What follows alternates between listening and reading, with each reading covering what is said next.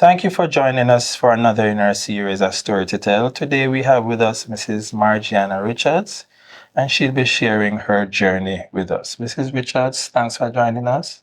You're welcome. Delighted to have you. I know you're a very soft-spoken lady. So just gonna ask you to talk a little loud as we go through so that persons can hear you. But I'm sure they will hear you. Okay. You're strong enough. All right.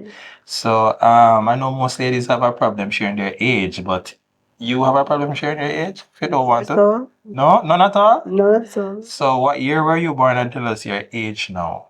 I was born 1953, Mm-hmm. the 11th of March, Mm-hmm. 53. 1953. I know my wife born the 10th of March, so you guys must have some qualities in common. All right, so you're now 73 years old? 70 years old, sorry. 70. 70 years old. Next birthday, Going to be 71. 71. 71. Yes. So tell us, where were you born? In the country or in the corporate area? Lawrence Tavern Mm-hmm. District, Mount Togo, Lawrence Tavern District in St. Andrew. Okay, Upper St. Andrew there. Upper St. Past Stony Hill and go up further. Yes. Okay, so what are your parents' name? My parents is Iselin Roberts and Wilfred Roberts is my daddy name. Mm-hmm. So they were married when they had you. Yes. Okay, so you had other siblings? Ah, whole lot. Whole lot. Hmm. Tell me the names. 12. Wow, that's a lot. That's a lot. That's a lot. 12. And where you fall in that? You're one of the older ones or in the middle? Seventh one. Seventh. Yeah. So somewhere in the middle. In the middle. In the middle. Between the, Yeah. So how much boys and how much girls were there? 7 boys And 5 girls. 5 girls. Tell us the names. My eldest brother is Silbert Roberts. Uh-huh. The second one is Ansel Nathaniel third, Walter the fourth, Heron fifth, and Dorothy the sixth. Margiana is the That is you, the seventh. the seventh, and Pamela The eighth. the eighth, and you have no Clement is a boy, Ninth. the ninth. Terence is the 10th one. 10th, and Valerie The 11th. the 11th, And the last the one. last one is Angela. Angela. So 12 of you guys live in one house. Was a big house you guys live in? No, some of them get big before the And move others. out. Yes. How old is the oldest one?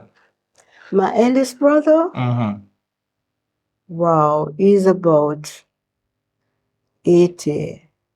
80. Yes. And you are 70 now, so it's 10 years and you drop in the middle. We all have 2 years apart. Okay, so it's spaced out a little, 2 years apart. 2 years apart. So how was life growing up in Lawrence Tavern with all of your siblings? Rough. Rough. Can be rougher. It's rough. You know. So you guys did farming mainly? What your parents did? My parents is a farmer and my daddy is a construction. So he left home, went to wherever the construction work is, and it stayed there until it wouldn't make no sense to come home and go back. So sometime all a year or 2 years, so every time we come back home, there's a newborn to be accepted. Okay, so that's how it worked out. Yes. Okay, so that's his strategy. So he dropped one, and then he went to work, and then him come back now and him give a party gift. Yeah. Oh my God. So how did your mother manage most of the time, seeing that it was her alone there for long stretches of time? And he wasn't supportive. It was rough. So she was on her own most of the times. All the time. All the time. All the time. So what was he doing when he worked the construction money? He not coming back and sharing any of the spoils? Not Very much. rare. Not much. Not much. We don't see anything. Don't see anything. No. Maybe him put it in a savings for you guys. Saving. And you don't know a secret account that you don't know of. No. No, it's not that. So were your parents Christians? My mom, but she wasn't a, what do you call it, a Holy Ghost Christian, because the lifestyle was whipping. Yeah. So it take a while. When she got the Holy Ghost in us was like few weeks before she died. Okay. And that was so what I call it, a great excited moment. So she was sick when she died, or that's No, natural she cause? had is it a stroke, I think She got a stroke. it's a stroke she died from. We remember how old she was when you passed When she away? died, Yeah. you know, was 70, I think a 73 or 74, somewhere there. So you're about in your 20s there about? Yes. Yes. So how was that experience? Your She mom died passing away? the last here in the 19th century. So how was it dealing with the death of your siblings and burying her and thing? Oh, they pulled together. My eldest brother was in England, and he came out and he did what he had to do. So that was supportive. And what about your dad? Is he still alive? My daddy died. He died before her. Yes. He fell sick, or He was in hospital for a while. and then they had some thing at the hospital they had to send to home the patient them. At that time, he died in two. Recently? No, he died in the 19.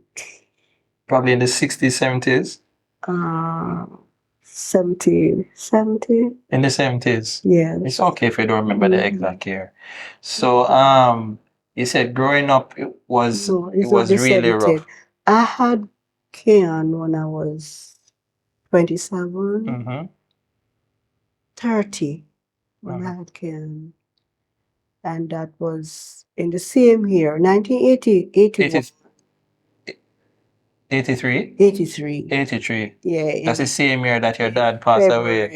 83. 83. Okay, Yeah. so he died after mommy passed away. No, man, mommy lived here before. Before? Mommy lived quite a bit of years after he died. Okay, so she outlived him. Yes. Okay. Because she died in 1990. Okay, in the 1990s, thereabout. Yeah. Okay. And that's only the saying when you're saying in the 19th century, that's what I mean in the 90s. Yeah. Yes. Okay, I get what you're saying now. Yeah. Okay. So, what type of work your mother used to do? She just do the farming alone, or? And she take the produce to the market. So she go to the Kingston Market or Stony Hill Crossroad Market. Yes. So any one of you guys used to accompany her, aren't you? Sure, me too. I had to go to the market To help out. Yes. You remember any fun memories going to the Crossroad Market? Yeah, man. We had the board bed in the market space, and at night when come, you just climb up on it and use whatever you have to make a little bed spread, and we climb up and we had a good sleep. And then in the morning, you woke up and you gone back to put out your stuff them and help to sell and things like that. So in business and entrepreneurial activities from early. From there, and know how to manage manage your affairs properly. Yes. So if it's one thing that you learn from your mother, is that business vibes, that business spirit. Yes. To make opportunities of your own and make your living. Sure, for definitely. So what school you guys used to go to? We went to the church basic school. Can I remember the teacher name was Mrs. Crutchley, Sister Crutchley, then to speak. Do you remember the name of the school? It's a church basic school. What's the name of the church? Mount Togo. Mount Togo. Pentecostal. Pentecostal. Yeah. Sure. And then you move on to a primary school. Yeah, Lawrence Tavern Primary. And basically all of you went to that school. Every one of us. Lawrence Tavern Yeah, Primary. from the teacher Sims, the first head man, the second one, Hutchinson. There were two of them. So the eldest one is after he retired. Sims retired and teacher Hutchinson take over. And after then, by time then I left school because normally we had to leave school at 15. After you're 15, you're going over to secondary. Yes. So I have reached a age before I could go over to secondary. So I didn't get to go to secondary. I got to like evening classes after that. Yeah. So how were you in school? What type of child were you in school? Quiet. Quiet? Yeah. Don't talk much. Don't talk much. So what about you? You used to do well at school? No, because we used to live far. So there are days that you didn't go to school then? Yes, live far from the journeys long. And sometimes when you reach school, tired.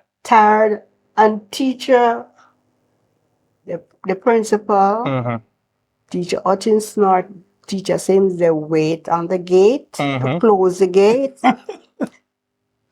And if you reach after a certain time, the gate is closed. They wait there with bell to flag you. To say you must be on time. On time. And I was afraid of getting... So you get beaten any of those times? No, because I'm not going to get beaten. So you reach early? Late. Oh my. So when I reach late to school, I don't want no spankings, no strappings. So you don't bother go?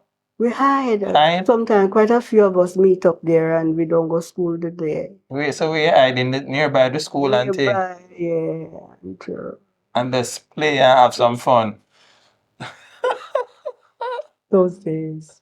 Yeah, because you didn't want to get any spanking. No spanking. I mean, they get... So your parents used to spank you? Sure. Couldn't escape that one. Yeah, but when parents beat us then, so to speak, we put on a lot of clothes. Okay. To soften the blow. Yes. Especially we normally get flagging in the night. Oh. So we make sure we put on enough clothes to take the whip off. So, you said your siblings used to go to that school. And memorable experience or moments at Lawrence Tavern that stand out in your mind now? Oh, stand out when we're having independence celebration. Yes. Yes, and you put on your Jamaica colors or your bandana. Bandana, and we had these different plays, and that was quite a fun time. And that didn't miss you. You never met that miss you at all. No. Okay. So tell us, after you leave Lawrence Tavern school, primary, you went to another school or? Went to Unity Extension classes. What evening classes you said? Evening classes. So at that point, you know what career or that industry was you wanted to work in? We used to have this subject's name, I know, CXE. The other one, GCE? GCE. That wasn't valuable much. So I did some like history, dramatic, what do you call it? So you had any idea what job you wanted to do at that time? No, Never have any idea? No. Were any of your older siblings working at the time when you were going to my school? eldest brothers, they were doing... What industry they were in? In same construction. Construction. So they followed the footsteps of your father. Yeah. But you didn't want to go into that? No. So were there any... I could have, but there are too many boys. The boys then must do that construction. So did you have any special interest in any skills or anything? Interest, because I started get myself practice in dressmaking. And I think I had that talent from way back, and because I used to make my friends in primary school uniforms. So Okay. I remember this friend named Elizabeth McHugh. Yes. Good friends, like sister and sister, you know. Yeah. And you helped to make her Her uniform. And from then, you know, quite a bit of my friends know that I can sew. So So when we have holidays, yes, they let me do their uniform. so you went on further that skill On my own, you know. on your own, so self-taught I was basically. actually born that way. So I continued that skill up until recently. Up until recently. Yeah. Yeah. So after you leave Unity to do the classes, you started working or you went to another school? No. When I left, it was like life home was rough, and I didn't want to linger there too long. At Lawrence Tavern, yeah. Yes. So when we used to have youth choir and there was things in church and they had youth camp, I used to every youth camp I tried to be there. So, Can I get to see another part of the country? Yes, and make new friends and travel all around. Traveled all around. We had good friends. I can call them up to today. We are still friends. Gwendolyn Farley, Maxine, Marty, Clark. Those were my good friends. Yes. So we had good relationships. So you eventually moved from Lawrence Tavern?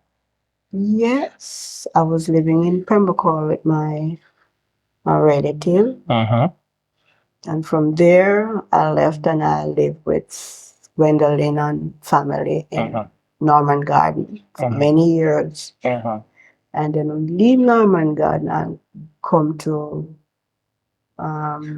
this Whitehall Avenue, off Whitehall Avenue, back in that Red Hills area with Gwendolyn and family as well. Okay. So Gwendolyn was basically family then? Yeah, good friend, family. Yeah, because you spend a lot of quality time together. Quality time. Matter of fact, is that where I get married. Leave from Gwenny house on my own. So when did you start your first job? When did I start my first job? At about 18? No, earlier than that. 16, 17, when we used to get holiday jobs at the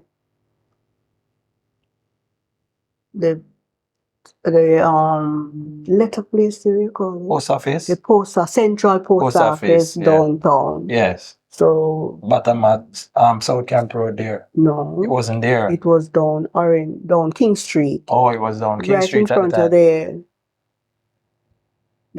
court. Yes, okay. Yes. Right near Kemlan, them out there now. Right there. Right in front of Yeah. That's where we got our first job. And then we went to Stony Hill Postal Agency as well for after some time. Not all the time, but basically most of the time we go down to Central Office downtown to work. Okay, so how was the life you getting your first paycheck and thing? It was good, but you know, it was At that time you little or nothing. Yeah, at that time you were still living at Lawrence Tavern? Yeah, man. Yeah, okay, so you travel back and forth. Back and forth. Back and forth. Yeah. So after you left the post office, where you went? And after I left the post office, actually decided to stick to my dressmaking. Stick to your dressmaking and do it full time? Full time. I've done it to the brink, you know, because I have a bridesmaid, quite a bit of folks who get married on Pentab. Yes. I have those, and bridesmaid and works, school, and I did a lot of uniform for the internship nurse. Yes. At Kingston School. Kingston School of Nursing.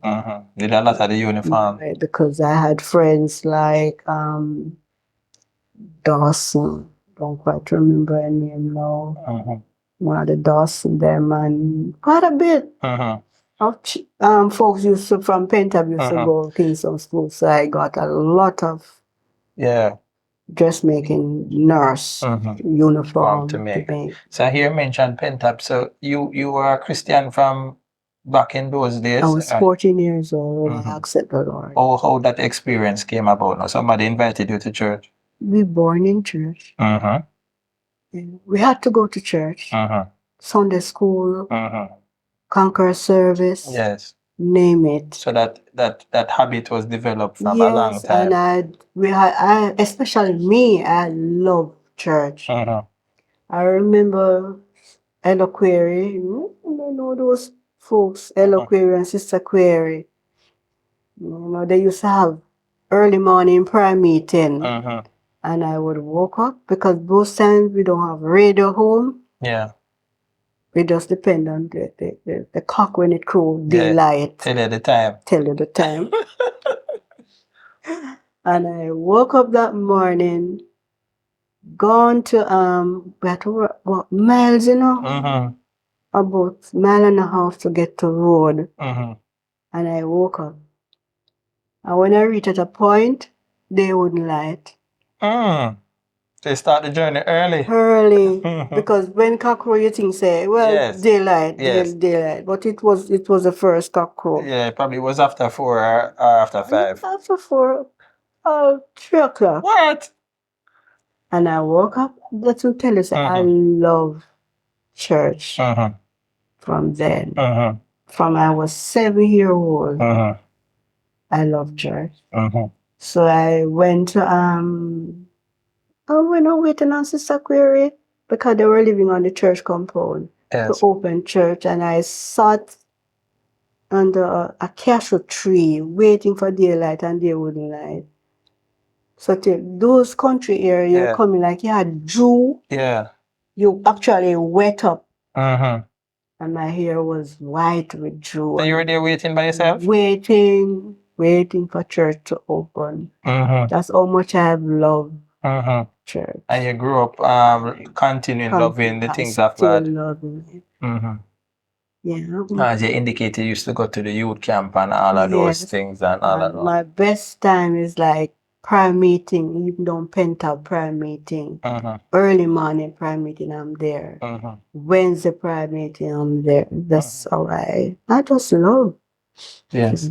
So you said you focused on the dressmaking. Yes. And thing, and that's how you generate income and everything. Yeah. So tell us now how you eventually got married, how you met your husband and all of that. What age you got married to? I got married at 27. 27. Yes. How you met your husband? Because we were there at church. Okay, he used to go to the same church. Yes, he used to go to the same church, and conquer service and prayer meeting with Brother Kelly and you name it. So we were there. So at what point in time you realized that he had that interest? Way back when there's a convention in, I think it was 75.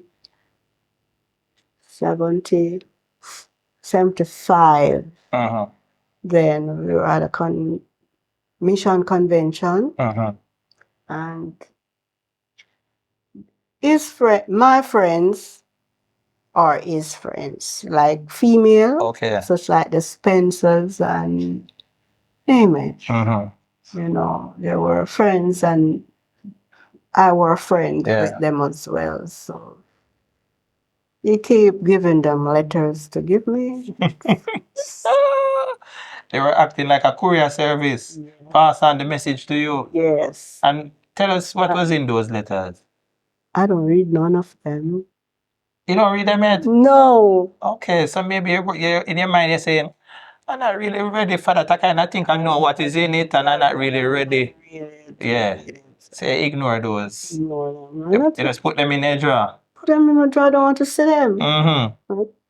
That's rip them in carton. But the letters keep coming. Keep coming. I can't go to any wedding and he doesn't turn up there with my friends. Yeah, because you say you have mutual friends. Right. So more than likely, some of the places that you are going to be, he's going to be there.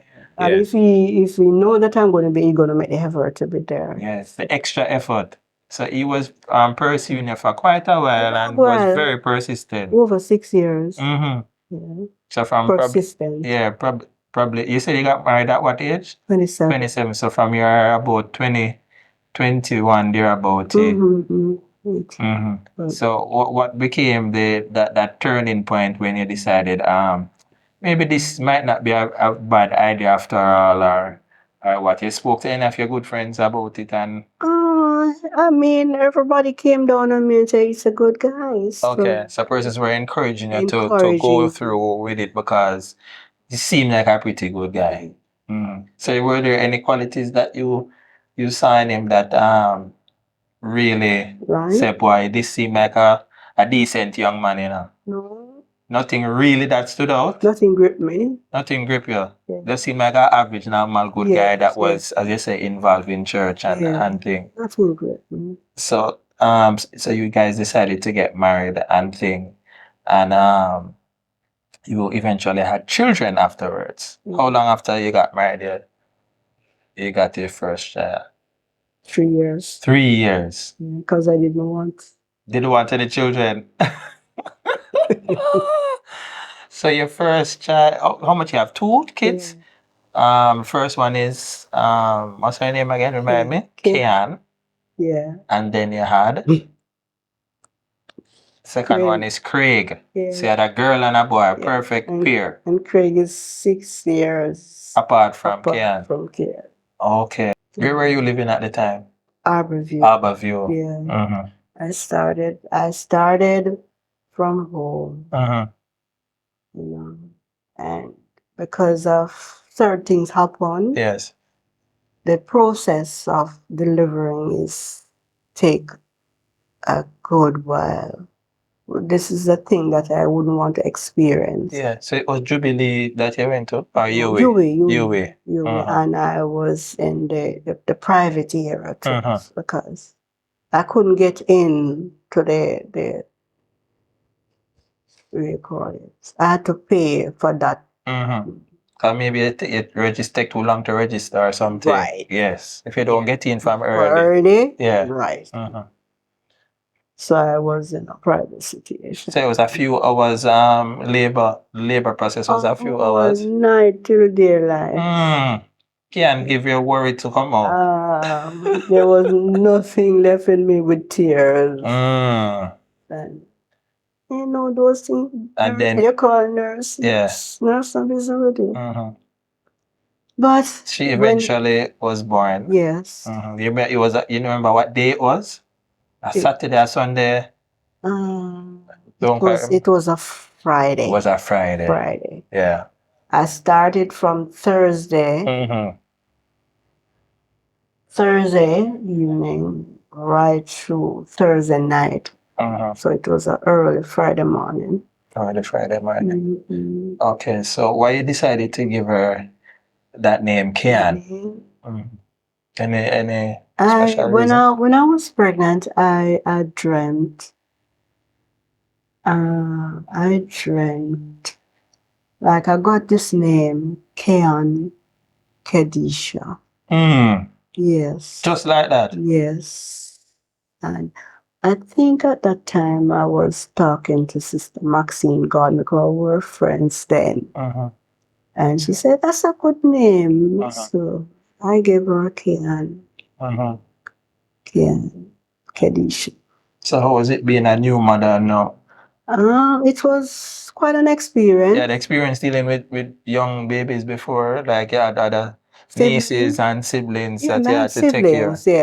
Yeah.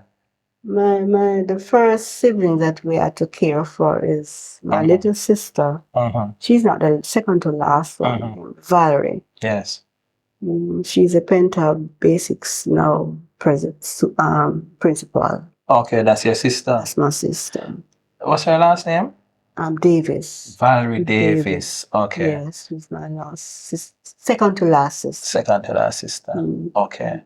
So you had to take care of her most of the time. So you got the experience, like a practice from that. Yeah, and I had this other sister, the last one named Angela. That's the baby, the last Because I one. had to, when my mother had that child, I had to go to the not to be hospital to take her little stuff that she She and needed. visit and Yes. such like that. So she actually was born in my hand. That's Yeah. Angela. Angela. Because when she was a baby, it come like it was mine. She was Yes. mine.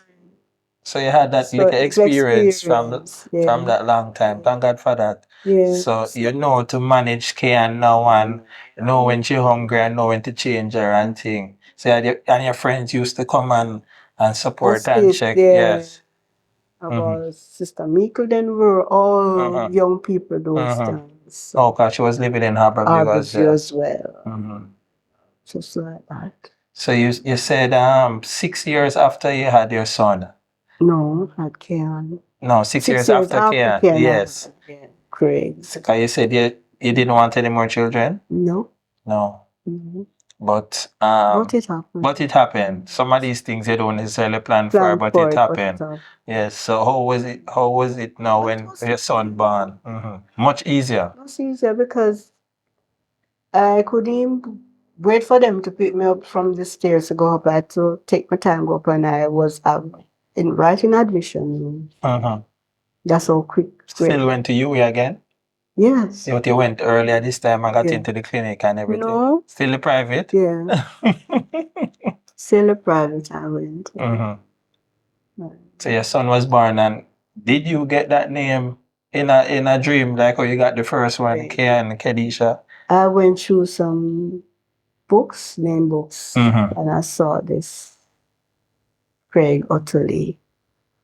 And I gravitate to it, so I get What's his middle name? Utterly. Ottilie? Spell it for me. Otto. O-T. Oh, Otto Lee. Two different names. Yeah. Otto Lee. Lee. Yeah. Craig Utterly. Richards. Okay. So you're reading and you saw that in a book and you gravitated toward it and said, this seems like a nice second name I could give my son. Yes. So your little Craig was born. So you had two children now. How is it now managing and growing up two children? Was difficult or was pretty easy? It was because I know I have to do what I have to do. I just do what you have to do. And I used to have a dress shop. There was a neighbor had a little audition where he used to do tailoring. Yes. And I got the smaller side, the other side, the bigger side to do my dressmaking.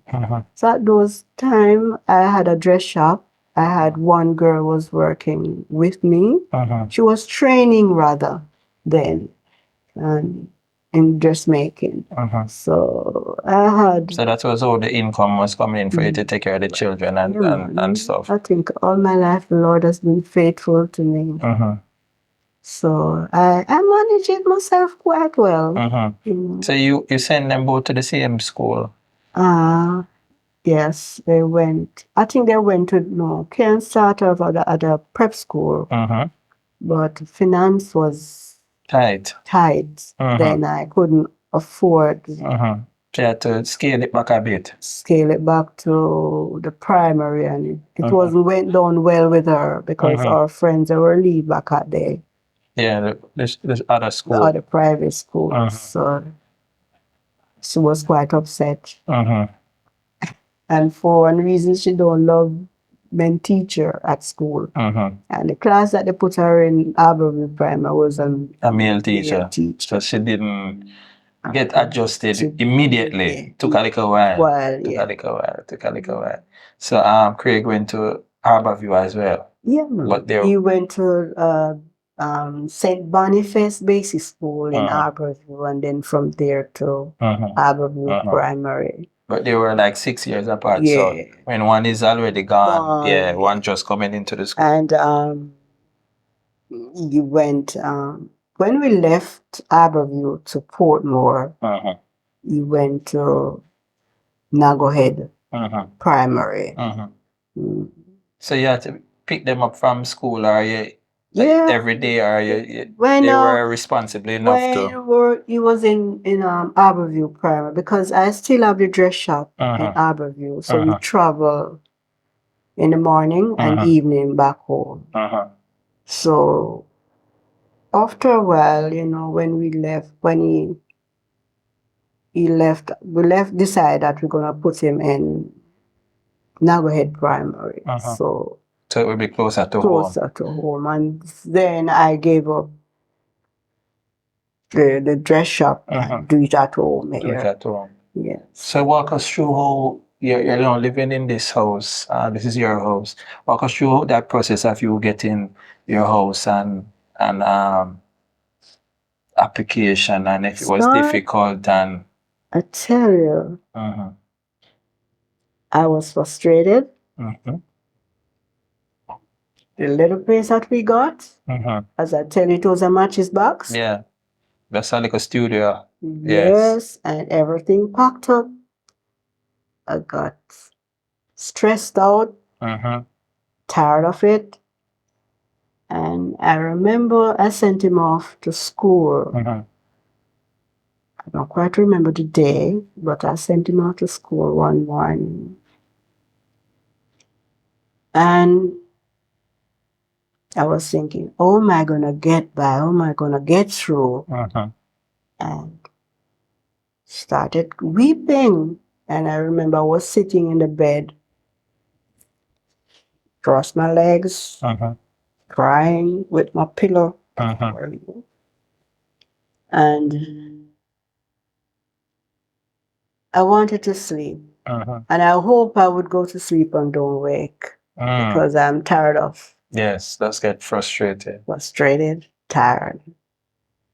And up there crying. And I tell you, I thought if I had something to drink strong, I were to drink it That would have been the last day. Yes. And but God. I sit there in the bed, and there's a voice said to me, before you do anything, go read the Bible. Go read Psalm 68, verse 19. And I read it, and I started to cry. Blessed be the Lord God, who daily loaded us with his benefits. And I started to argue with the Lord and say, they're not seeing any benefits. I don't have no benefits. I don't know where benefits gonna come from. Yeah. But somehow, I said, I'm gonna look in the dictionary. So I reached for the dictionary to search up what benefits. And it said, claim it before it gets. The voice said to me, claim your benefits before it gets is it dormant? Something like that. And I started to look in the dictionary of each benefit or dormant. And dormant says, if I am correct, you wait too long to claim it, and then it become expired. It became dormant, yet expired. And benefits now is like you do something for somebody and they grant you some benefits from what you do. Yeah, some goodwill or something like that. Yes. And I said, Lord, I don't have nobody to get no benefits, not claim nothing from. This is what to say. I died for you many years ago. Yes. So go claim it. So I started to cry because I'm from a child. I cried a lot. So I cried on the Lord. But at that time, Kian was about 90, and she had a job. She over the age. So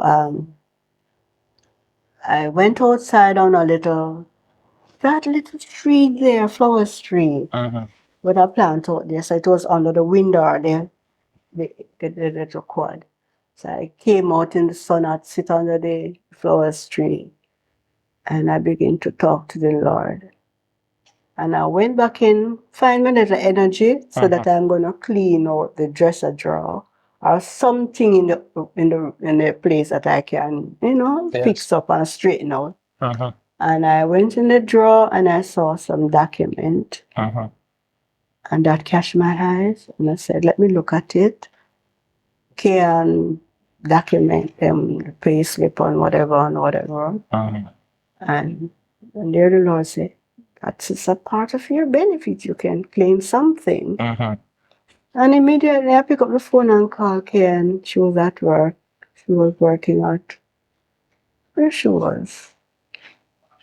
She think she was working. Our first school job was like done by hardware on Spanish Town Road. And I called her and said to her, Ken, would you do this for me? And she said, whatever, mommy, whatever. I said, okay, when you get home, I'll show you something then. And from there, smooth sail. Yes. The Lord just, and then the Lord just put me in the right person, like your sister. Yes. I got the housing trust. Yes. Okay, you have a sister working up Your there. sister. My sister? You're not your sister? No. Jeffrey and stuff? No. You're not Jeffrey? It's not my sister. Oh. But he's my good friend. I know. I thought, well, Yeah. So she helped to she put this process, paperwork together and help you. and smooth sales. When we got through,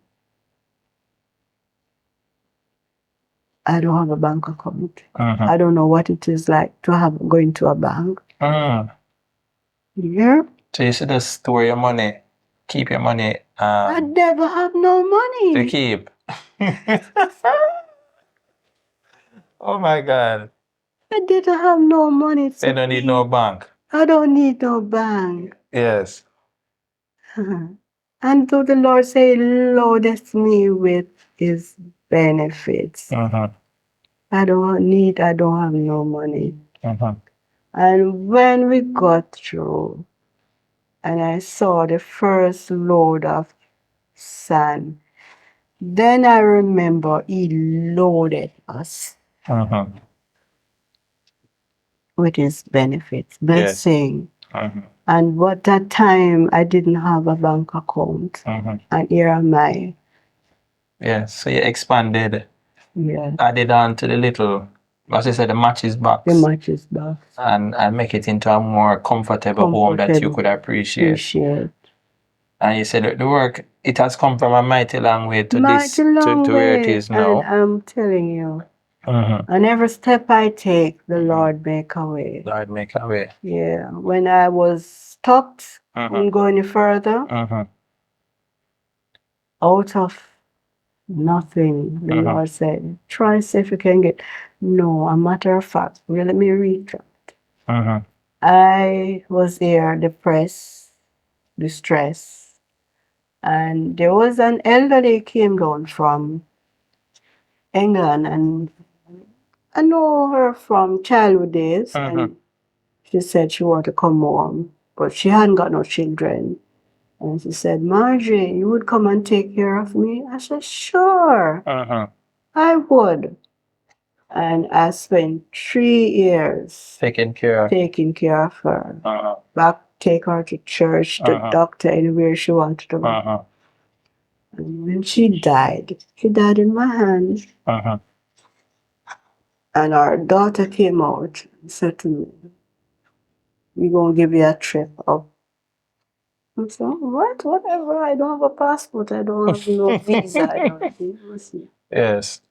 And our friend came to the funeral and she put some money in my hand. And I said, I lift it up to the Lord and said, Lord, I'm going to use this money to go for my visa. Would you help me, please? And so said, so done. I didn't have no problem getting the visa. And that's the UK or US? US. US. Yeah. And shortly after that, bam, I got a job. Spent 6 months here, come back out, bam, I got another job the following year. So some opportunities were opening up for you. Yes. So at that time, the COVID came down. So I was supposed to go for another 2 to 3 years. But it stopped my progress for a while. But in the 2022, I got another break and I went. And every time I go, I come back with something to expand my Yes, the space, the living space. So he made a way. And I'm so grateful to God. So you were indicating that there are some scriptures that in your quiet time and in your prayer time that you used to minister to and strengthen. You want to share those? You said you have it written down in your book. Yes. I could look for it in the Bible and help you to find them. So tell me the reference. Psalm 68. Psalm 68. Psalm 68. 19 And 19 verse. Yes. Blessed be the Lord who daily loaded us with benefits, even the God of our salvation. Yes. And the other one was what now? Psalm 66:18. Psalm 66:18. If I regard iniquity in my heart, the Lord will not hear me. And verse 20 you said as well? 20. Blessed be God, which hath not turned away my prayer, nor his mercy from me. Yes. Yes. And what's the other one now? Ezekiel. Habakkuk. Yeah. I'm not so sure where to find that in. I soon find it. Almost to the last part. See it here now. Habakkuk chapter 2, verse 2. verse 2. And this is what it said.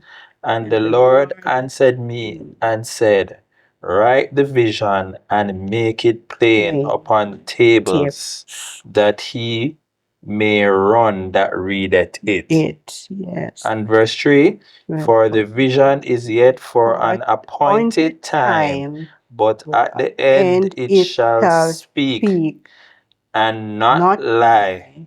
Though it tarry, It will. wait for it, because it will surely come. It will not tarry.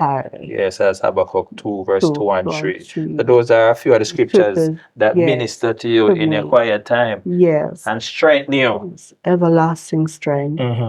Yes. So tell us now, looking over your life, what was probably the most difficult period of time, or one of the most difficult period of time that you went through?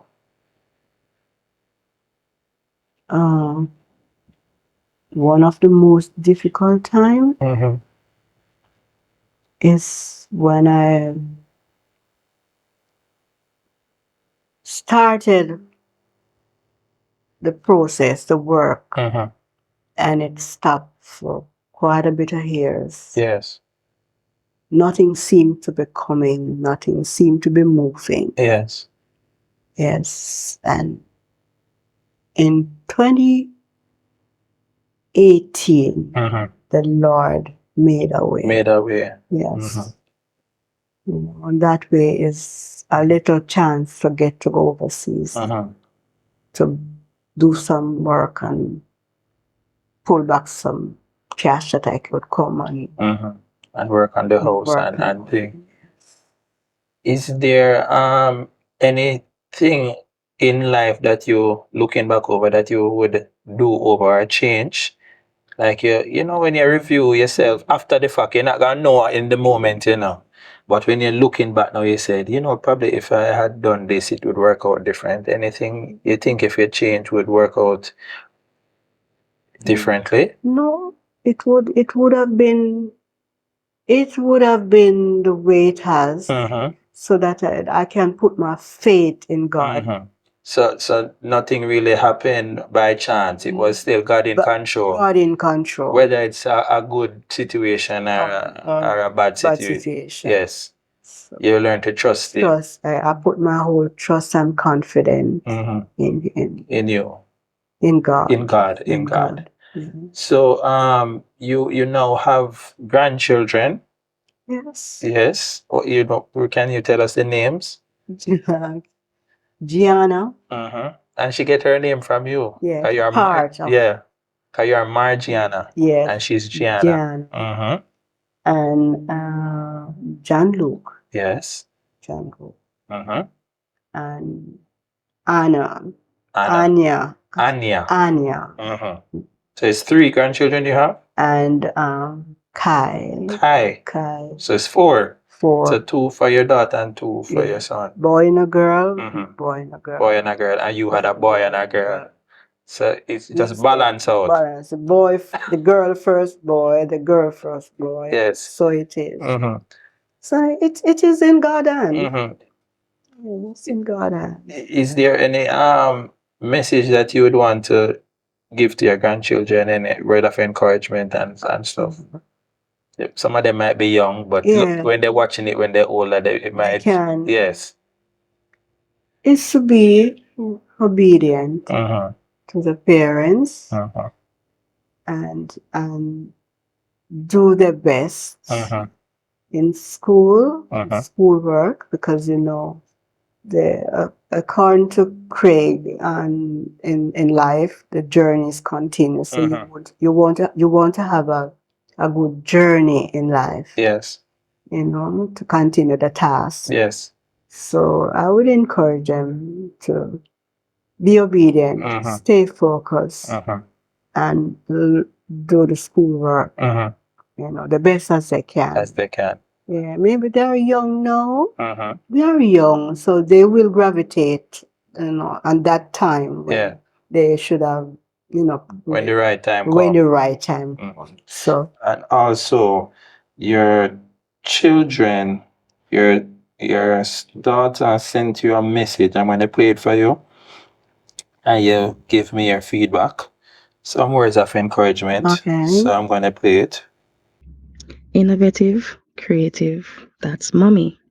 She's also a strong support, my biggest support spiritually. I remember waking up at nights to her hand on my head, or I would wake up to her voice. She's praying for her family. And to know that I am an adult and I have my own family, when we were going through rough times after the birth of our son, our second child, she was also a very strong support. My mind is going back to her siblings. There are 11 of them, and she would be the main, everybody would be in touch with her. They may not be in touch with everybody else, but mommy is that one person that was in touch with all 11 of them. And even her friends, when it comes to supporting her friends, being there if she needs to go and assist, if she needs to take in someone, that's mommy. Mommy is an inspiration. Mommy, I would like to remind you that your good days far outweigh your bad. God has been good to you, and He will continue to be good to you to the very end. He will never leave you nor forsake you. Thank you for being the best mom that you were to us. Thank you for always being there for us. I love you and I appreciate you. That's from your daughter, Kian. You want to respond to that? yes, I deeply appreciate. There could never be a better daughter than Kim. She stand by me with all the power of strength she had. And she's also a very courageous, generous girl. I know in a parts of time as children grow, they're a bit stubborn, challenging, and like that. But I am the person that I still determined to see push you through. And I'm so grateful. I can tell you how much I felt. I didn't want any children because of certain circumstances. But I'm thankful. But you have no regrets. No regret. They are your blessing. no regret. They are my total strength. And I can't have a better daughter than Kia. And I wish the hand of the Lord encampeth right round about on our feet, our husband and family. Mario is an awesome fellow. I wouldn't leave out Mario for nothing. For sure, Mario is more than a feet and a hand to me. We also have a message also from your son. Not gonna leave him out at all. This is what he had to say. Having a mom like my mom, you will learn to understand that three is a crowd. Remember growing up when we have friends, especially for me, my friends gather at our front yard, and once it reach over three, she say, Craig, come inside or something like that. She don't want a crowd gather at her gate. That she say more than three people saw a crowd that. And I grew up to understand that having a crowd is not a good thing. Because looking back at it now, where I see friends in the community, they are either, doing something bad. I mean, they're not progressing, they're not doing things that, make themselves better. And that was a crowd. So if I had stayed with the crowd, then I probably wouldn't be here today. And I think that's all it has been mommy's stance where for me or for us to not be in a position where we are part of a crowd, And mommy has always been someone who want to achieve something different. She don't want to be in the same boat as she was past days or past years ago. She want to move on to something that can make her life better, to make our lives better. That's one thing I've learned from mommy, where or applied to myself, where I'm not staying in a situation or a particular part of my life for too long and not try to progress. Each step, each day, wake up, there's something new to achieve, and that has always been mommy. There's always something new to achieve. There's always something to go for, to get, and that has been the same for me. I applied to my life. Mommy has been that champion in my life where I can look back to say where I'm coming from to where I am today is not by pure luck, or it's not by chance. It's by God blessing me with a mother who understands her past and who wants something better for our future.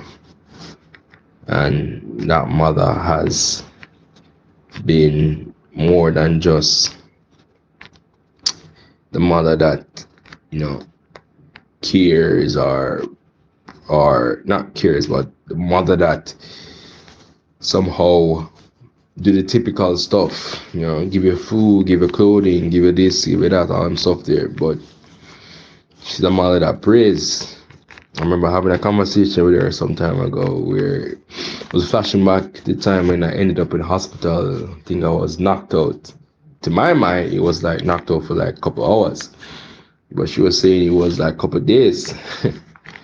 And she was praying and asking God to give her another chance.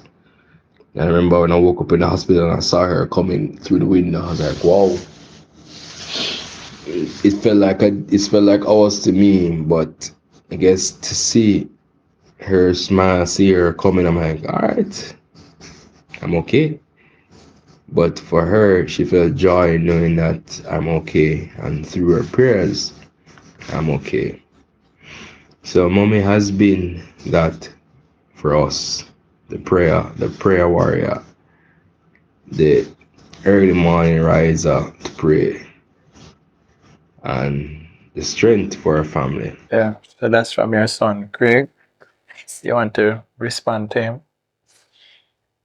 Oh, you rolled back memories, but I'm so thankful. Like I said, I wouldn't have been here if God hasn't kept me. Mhm. And because I'm here and He kept me, I had no choice Mhm. but to lean and depend Mhm. on God. Mhm. I know I've determined because God said so. And had it not been for God, things would have not been Mhm. like this. And this is why I'm so grateful for them, for both of them. When Kian baptized, I wasn't even in church. Mhm. Same thing with Craig. Yes. They decided taking on Christ. And that built me a tower of strength that to know they are in good hands. Mhm. And I wanted to appreciate them. I really appreciate them. Mhm. They couldn't have been no better person to Yes. me than they are. Mhm.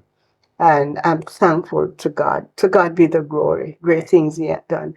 And I'm just trusting in the Lord that life, journey, has its ups and downs. But whatever ups and downs is, God is able to see them through. Your son mentioned in his voice note that he was admitted in the hospital because he was knocked out for a while. Tell us about that experience. How was he knocked out? He was in just gone to primary school in Aberville. No, he was in basic school, St. Boniface Basic School. And children on the avenue, Yes. that's Lagoon Avenue, they were all playing on the street side. He, as a little boy, they're kicking balls, so he wanted to be kicking some balls with them. So Yes. I was watching him, and bigger boys are kicking a ball hard. So he ran into there. So they actually kick him down. So the weight of his His fall. his fall was severe because his hit his head back, and he wasn't communing, he wasn't saying anything.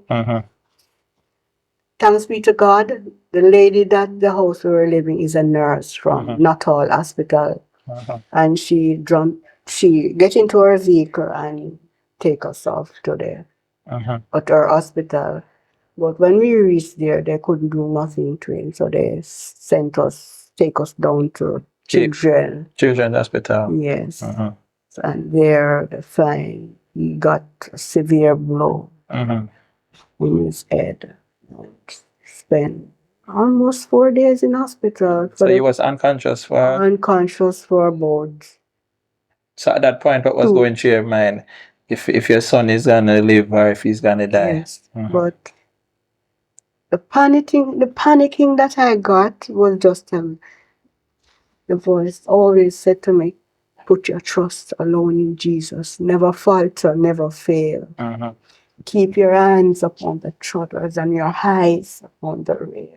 Blessed Savior, without guidance." So I remember I had to pray. And thanks be to God. When he woke up, he didn't know where he was. I thought I have lost him, my only son. But I give him God the glory for today. I had no choice but to serve God Yes. and depend on Him. I had no choice. So all my life, I can say God has been faithful. God has been good. Yes. Well, maybe I don't deserve the goodness of God, but God he had compassion. Uh-huh. So I would have encouraged each and every one. Uh-huh. The journey in Christian, our kingdom, it's a warfare. Uh-huh. Because we not going to get no easy nor pretty task. Yeah, it's not a smooth road. Not a smooth road. Mm-hmm. But as long as you have King Jesus, it's going to be all right. Mrs. Richards, thank you so much for sharing with us. We really appreciate the second time that you spent with us. I hope it was fulfilling for you as well. Yes, it has. It has been. Yes. And I hope that someone watching will be benefiting from some of these experiences that you went through, and it will also strengthen someone. So until next time, when you join us for another interesting interview and a story to tell, we are asking your viewers to keep safe. Thank you.